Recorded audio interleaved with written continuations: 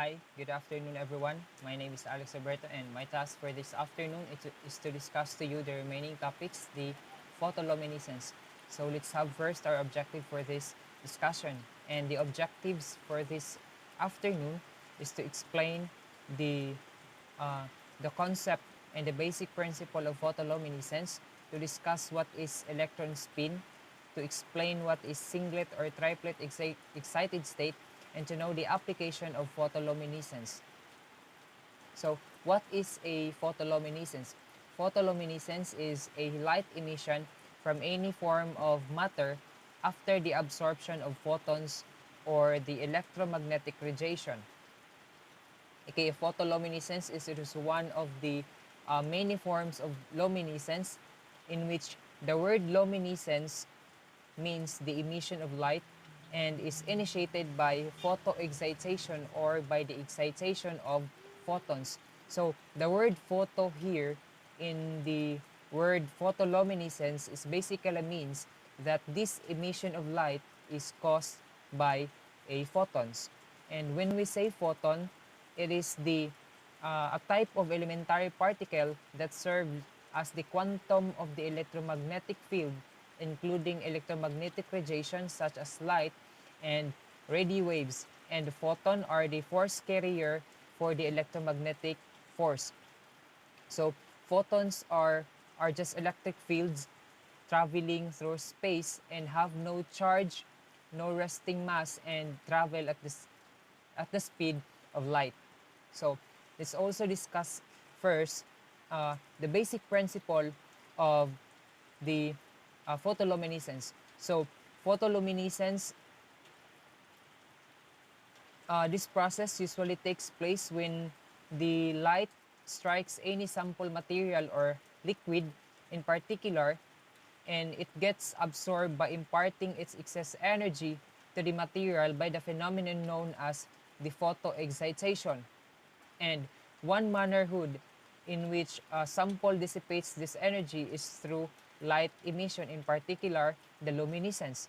And in case of photoexcitation, luminescence is known as photoluminescence, means it involves the absorption of, it emits light after the absorption of photon.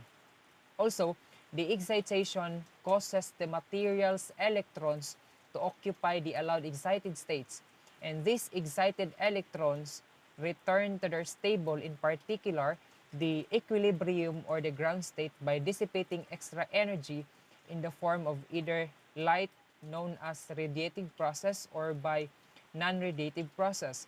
And the emitted light energy or the photoluminescence is linked with the energy difference in energy of the two electronic states taking part in the transition between the excited and the equilibrium states, whereas the portion of the radiative process decides the quantity of the light emitted.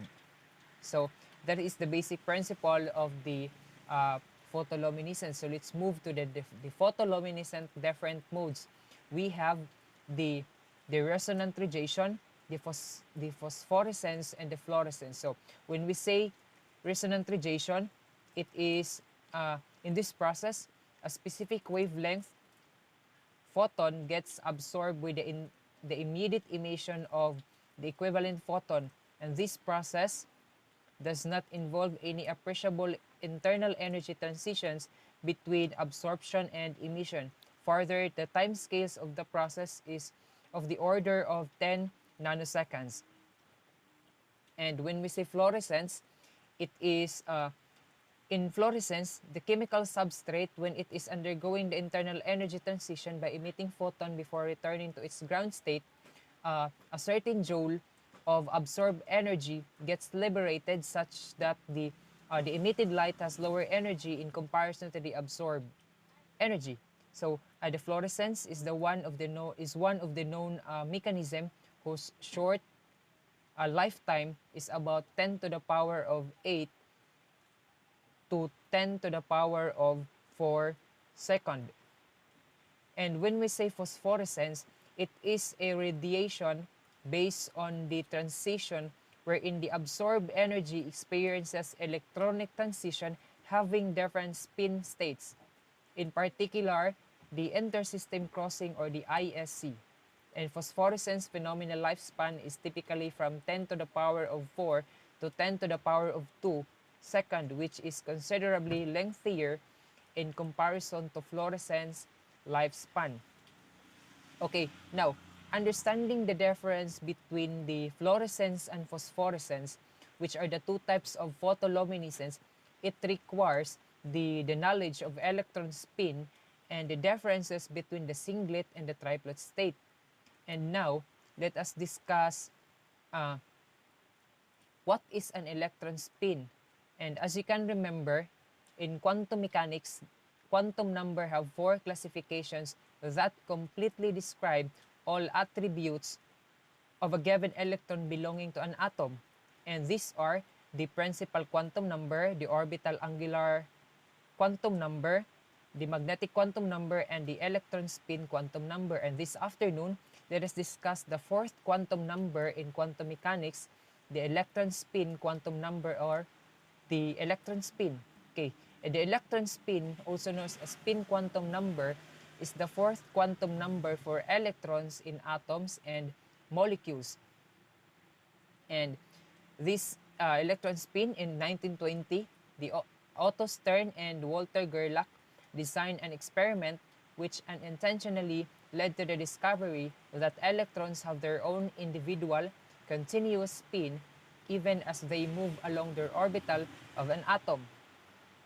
So here, the picture on the right side, this is the experiment of Stern and Gerlach, in which they proved that the electron has its own movement on its position by spinning on its axis, in which in every spin can only take only 2 orientation, and that would mean that the electrons on the of an atom does not only revolves in the nucleus, but it also revolves around its revolves on its position by spinning on its axis. And today, the electron spin is denoted as is indicated by the 4th quantum number, also known as the electron spin quantum number. It is denoted as ms, and the spin made by each electron can be denoted by an arrow pointing up, which has the value of a quantum number value of +1/2, or an arrow pointing down, which has a quantum number value of -1/2. So now let's visualize the spin quantum number, and as you can see in this image, the value of the ms on the right side has a +1/2 value, is shown by an arrow pointing upward, and is also said to be spin up. And the value of ms, which has a -1/2 on the left side, -1/2, is shown by an arrow pointing downwards, and is also said to be spin down. And on the right picture, I have presented here a GIF in order to show you on how the electrons spin. As you can see, the blue color arrow is the spin up, direction of the electron, and the red one is the spin down of an direction of an electron. But in order to show you, to clearly visualize on how the electron spin on its axis, and why it has a 1/2, why it needs to spin a 360 degree, I will show you a short video about this, on how the electron spin on its axis. This unusual object has the property spin 1/2. When you rotate it through a full turn, it does not look the same as when you started.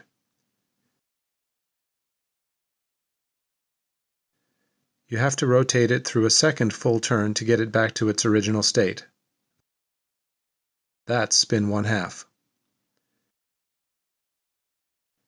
Electrons can take two spin states, spin up and spin down, as represented by these two variations on the model. Both models are still spin 1/2, that is, they still have to go around twice to get back to where they started.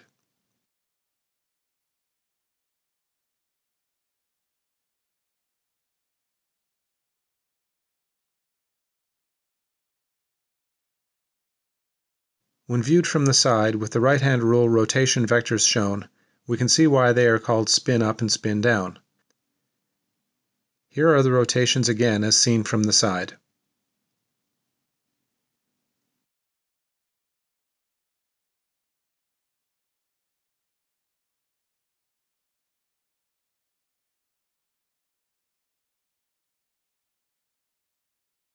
Here's the Pauli spinor notation for these states.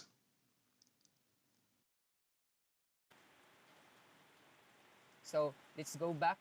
So based on the presented picture here, in particular the d orbitals, it shows that an atom with unpaired electrons are termed as paramagnetic, while an atom with paired electrons are termed as diamagnetic. So why it relates with magnetism? So in this part, let's discuss about the electron spin, no? And what is the significance of electron spin? So electron spin determines if an atom will not generate a magnetic field. So in this part, let's discuss a little bit about magnetic spin, magnetism, and magnetic field lines. So based on the picture, as I have presented here, the spin of an electron makes it behave like a small magnet. As you can see in the lower left portion of my presentation, in which in that spin determines the magnetic property of an atom. As you can see in the lower portion of my presentation, no, the spin up arrow and the spin down arrow has that yellow lines are called the magnetic field line, in which based on the basic principle of magnet, north always seeks south and the south pole always seeks north. And the two different poles attract each other while the two uniform poles repel each other. So basically, when the two poles meet each other, it undergoes repulsion. And that's the basic principle of a magnet. And the spin of an electron behaves like a magnet. So, and next, so let's discuss further about the diamagnetic and the paramagnetic. So a diamagnetic, all electrons are paired in the orbitals, and the spins, since they have the values with opposite sign, as you can remember, as I've said earlier, the upward arrow has a value of positive 1/2 and the downward arrow has a negative 1/2. So they have the value with opposite signs. So they cancel each other out, and we can therefore say that the atom is diamagnetic. And next, for a paramagnetic has an unpaired electrons, in which these atoms with unpaired electrons are paramagnetic, which are attracted to magnetic field.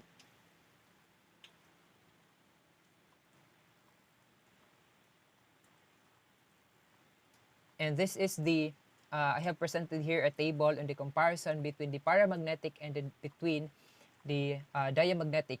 Paramagnetic has unpaired electrons, in which it results in a net magnetic field because electrons within the orbitals are not stabilized or balanced enough, and thus the atoms are attracted to magnets, whereas the diamagnetic has paired electrons, in which it results in no magnetic field because the electrons are uniformly stabilized within the orbital, and thus the atoms are not attracted to magnets.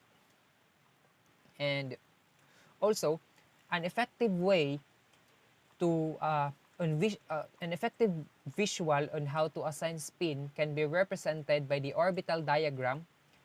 But before we can assign the spin direction, we should consider first the Pauli exclusion principle, in which according to Pauli exclusion principle, it states that no two electrons in an atom can have the same set of 4 quantum numbers.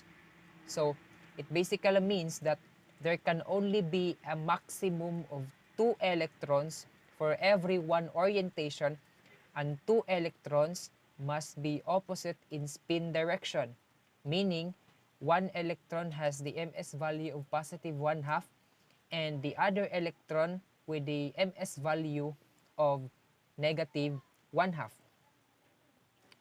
And that's about it's all about the Pauli exclusion principle.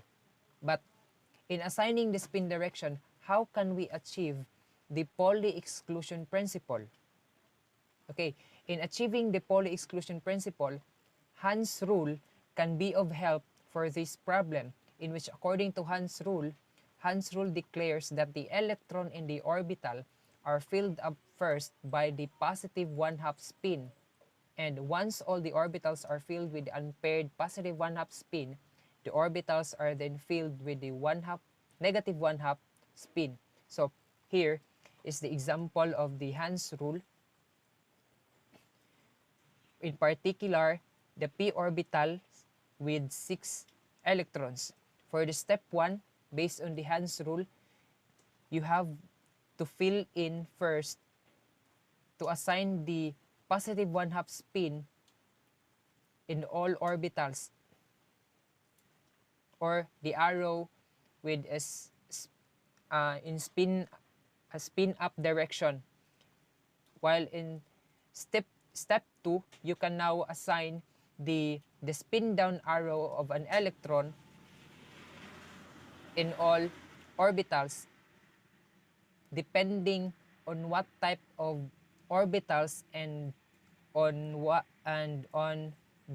depending on the numbers of electrons. So that's the Hans rule, and the Pauli adhering also to the Pauli exclusion principle in assigning the spin direction of an electron. So for example, if we are going to apply the Pauli exclusion principle at the same time the Hans rule, for example, the oxygen atom has 8 atoms with electron configuration of 1s2, 2s2, and 2p4.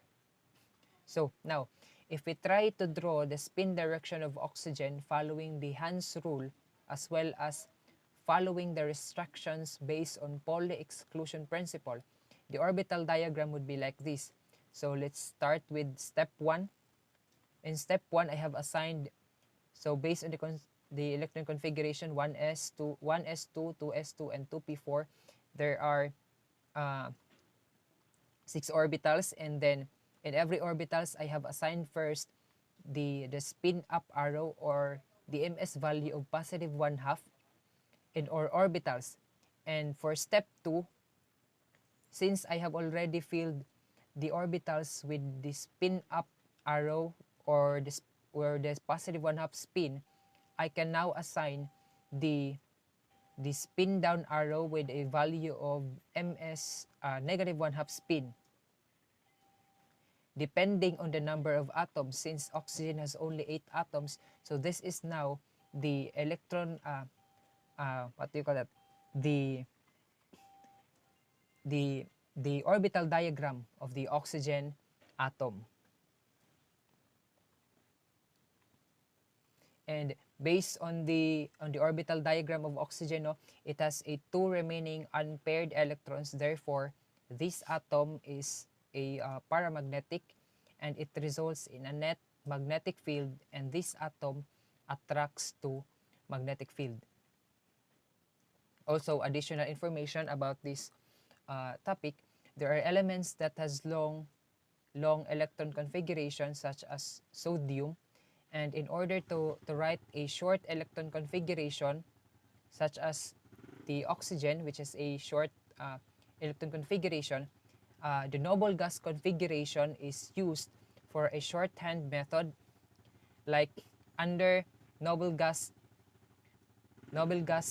element, we have, if we take the electron configuration of a sodium, we can use the shorthand method or the noble gas configuration, for example, in which for sodium we have the noble gas Ne stands for neon, and 3 beside Ne, or the chemical symbol of neon, is the 3s1. So N close and open parenthesis Ne 3s1 is the short version of electron configuration of sodium. And that is all about the electron spin of quantum mechanics. And let's move to singlet or triplet excited states. So when we say singlet state, it is a molecular electronic state such that all electron spins are paired with ground state electron.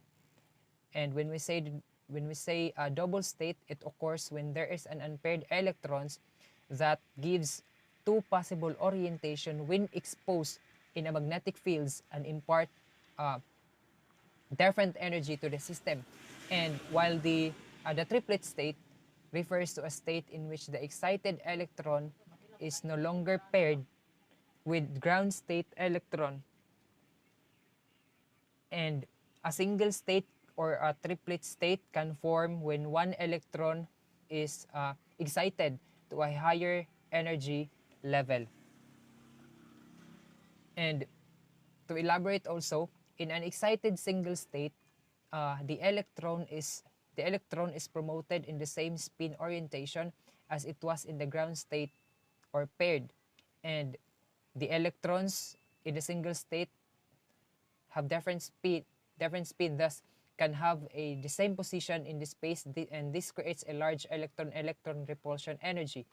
And while in the triplet excited state, the electron that is promoted has the same spin orientation or parallel to the unpaired electron, and these electrons have the same spin, thus cannot have the same position in space, which reduces the electron repulsion energy. So this is the illustration of a single or triplet excited states, in which the singlet or double and triplet state is derived using the equation for multiplicity 2s plus 1, where the s is the total spin angular momentum or the sum of all electron spins, and the individual spins are denoted as spin up, the positive 1/2, and the spin down is the negative 1/2. And if we were to calculate the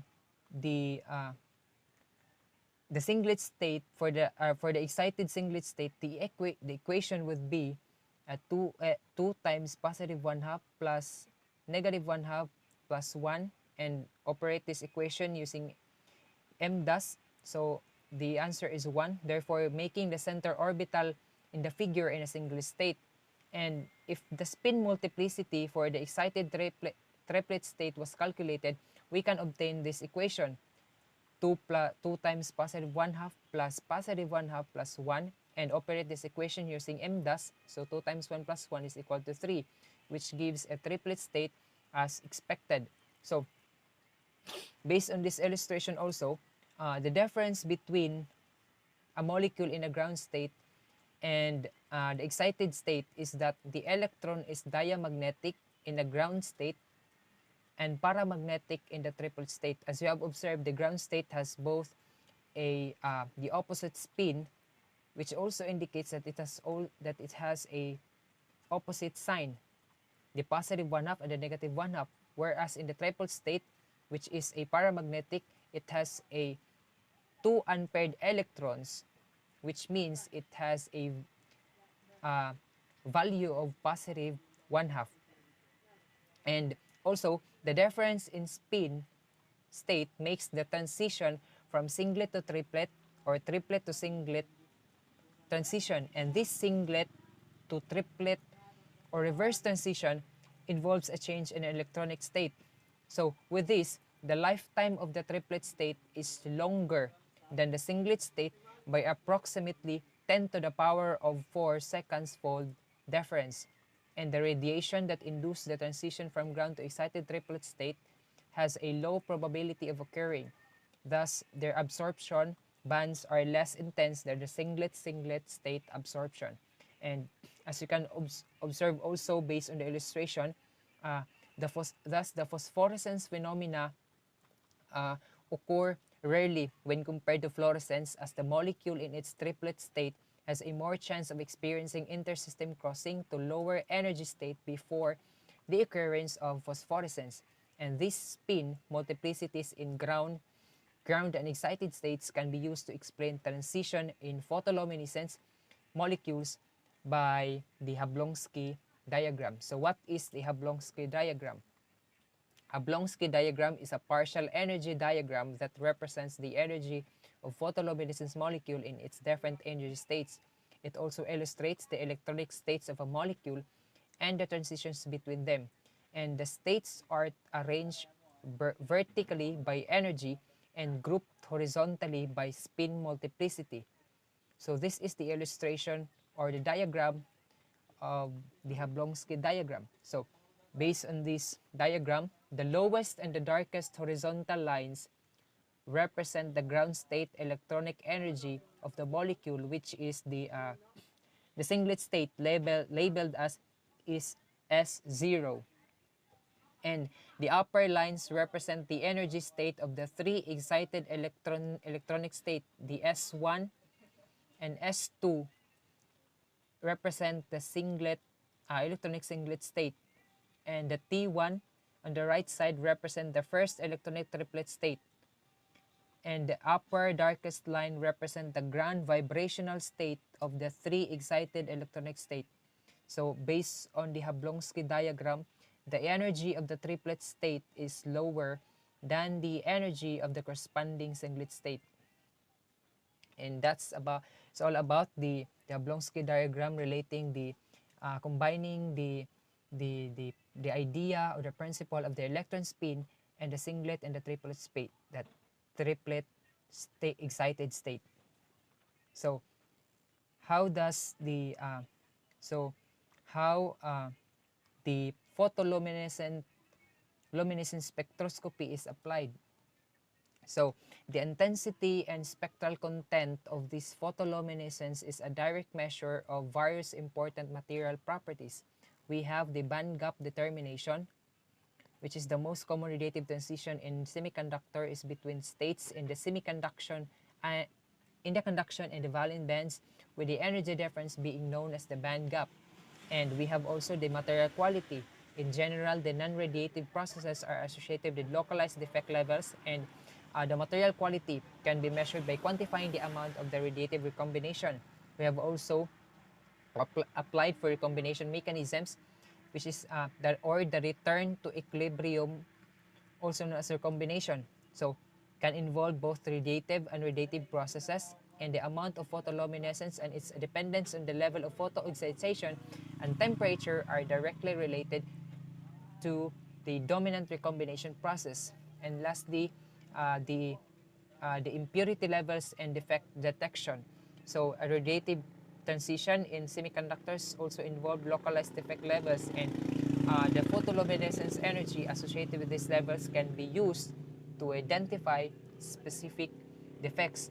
So that is why the photoluminescence spectroscopy is a useful technique as it applied in particular for measuring the purity and crystalline quality of semiconductors, and using time resolved photoluminescence or TRPL, we can determine the minority carrier time of semiconductor like GAAs, and can be used to determine the band gap, the exciton lifetime, the exciton energy, the bi-exciton, and etc.